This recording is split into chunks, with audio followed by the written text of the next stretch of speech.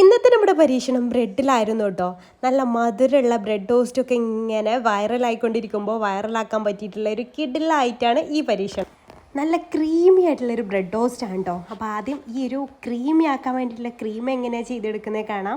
അതിന് വേണ്ടിയിട്ട് 3 table spoon മൈദ ഒരു പാനിലേക്ക് ഇട്ട് കൊടുക്കുക. 2 ടേബിൾ സ്പൂണ് ബട്ടർ, 2 സ്ലൈസ്ഡ് ചീസാണ് ഞാൻ എടുത്തിട്ടുള്ളത്. ഏത് ചീസ് വേണമെങ്കിലും നിങ്ങൾക്ക് യൂസ് ചെയ്യാം കേട്ടോ.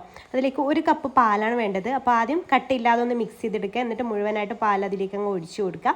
അതിന് ശേഷം വേണം ഫ്ലെയിം ഓൺ ചെയ്യാൻ കേട്ടോ. ഇത് മിക്സ് ചെയ്യൽ കഴിഞ്ഞതിന് ശേഷം ഫ്ലെയിം ഓൺ ചെയ്യുക. അതിലേക്കൊരു നുള്ളു ഉപ്പും 1.5 ടീസ്പൂണ് വറ്റൽമുളക് ക്രഷ് ചെയ്തതും ഒരു 1/4 ടീസ്പൂണ് കുരുമുളക് പൊടിയും കുറച്ച് ഒറിഗാനോ കൂടെ ഒന്ന് സ്പ്രെഡ് ചെയ്യുന്നുണ്ട്. എന്നിട്ട് കൈ വിടാതെ ഇളക്കിക്കൊണ്ടിരിക്കുക. ഇതുപോലെ നല്ല ക്രീമി ആയിട്ട് വരും കേട്ടോ.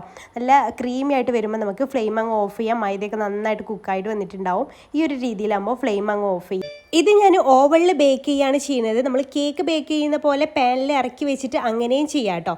അതിനുശേഷം ബ്രെഡെല്ലാം ഒരു ബട്ടർ പേപ്പറിലാക്കി വെച്ചതിന് ശേഷം അതിൻ്റെ മുകളിലായിട്ട് ഈ ഒരു ക്രീം സ്പ്രെഡ് ചെയ്ത് കൊടുക്കുക.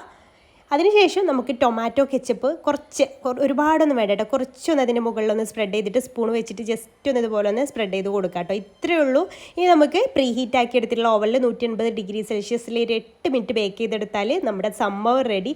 നല്ല ക്രീമി ആയിട്ടുള്ള ബ്രെഡ് ടോസ്റ്റാണ്. അടിപൊളി ടേസ്റ്റാണ്. എന്തായാലും ഒന്ന് ട്രൈ ചെയ്ത് നോക്കുന്നുണ്ട് കേട്ടോ. ഇഷ്ടമായ ലൈക്ക് ചെയ്യണേ.